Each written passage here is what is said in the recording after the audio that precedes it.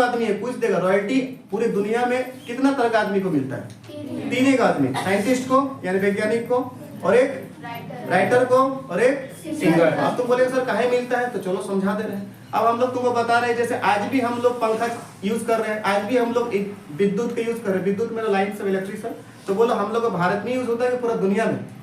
पूरा दुनिया में हो रहा। सोच लो, दुनिया का बात सोचो, हमारे इंडिया नहीं, पूरा चाइना, अमेरिका, रूस, भारत, श्रीलंका, जितना देश है सब जगह क्या यूज हो रहा है?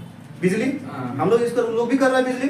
तो वो लोग, हम लोग जो बिजली यूज कर रहे हैं पूरा दुनिया में, इसको खोज तो कौन किया? थॉमस अल्वा एडिसन ने खोज, एक ही आदमी खोज किया, पर उसका यूज तो पूरा दुनिया कर रहा है। तो ये आपका रूल है कि जो भी आदमी ऐसा कोई खोज करे जो पूरा सब आदमी उसका यूज करते रहेगा और हमेशा करते रहेगा, तो उसका आधा पैसा किसको जाता है? उसका घर वाला को। किसको? वो मर गया है, थॉमस अल्वा एडिसन मर गया, उसको घर वाला को क्या मिलता है? अभी भी पैसा मिलता है, 3 पीढ़ी तक पैसा मिलेगा, जब तक चलेगा। क्या मिलेगा? पैसा मिलते रहेगा। राइटर सब, कोई लेखक, अब जैसे हम लोग कोई लेखक पढ़ते हैं, लक्ष्मीकांत लेखक पढ़ते हैं, मान लो जो लुसेंट का पढ़ते हैं, लुसेंट भी सब बड़का बड़का लेखक जो है, मतलब राइटर।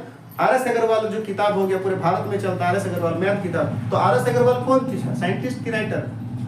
राइटर। वो आज भले मर गया, लेकिन उसका किताब आज भी, उसका किताब का दाम एगो का 300 रुपया। पूरे भारत में कितना आदमी खरीदता होगा, समझ रही है? तो उसका पैसा आज भी किसको मिलता है?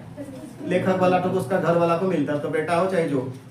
तो तुम भी ऐसा कोई खोज कर दो और मर जाओ, जो हो मरेगा ही कभी भाई, ऐसा बात नहीं है। खोज कर लिया और मर भी गया, मेरा कहना है, तब भी तुम्हारे घर वाला को क्या मिलेगा?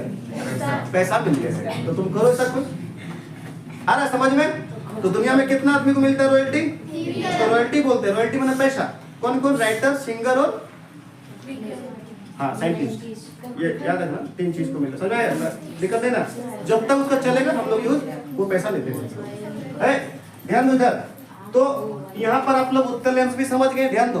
अवतल लेंस भी समझ गए, लेंस वाला समझ गया, ये आंखों के लिए फीड होता है। और उत्तल दर्पण भी समझ गया, अवतल दर्पण समझ गया, और गोली दर्पण भी समझ गया।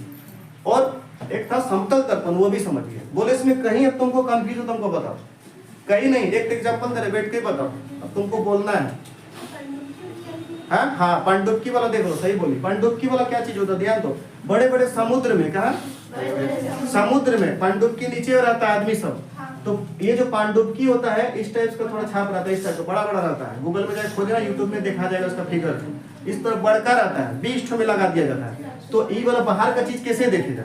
समुद्र का नीचे ना आदमी सब है, ये रहता है नीचे का फीट है, तो कैसे देखेगा उसको पूरा ईंट में क्या हो रहा है क्या नहीं?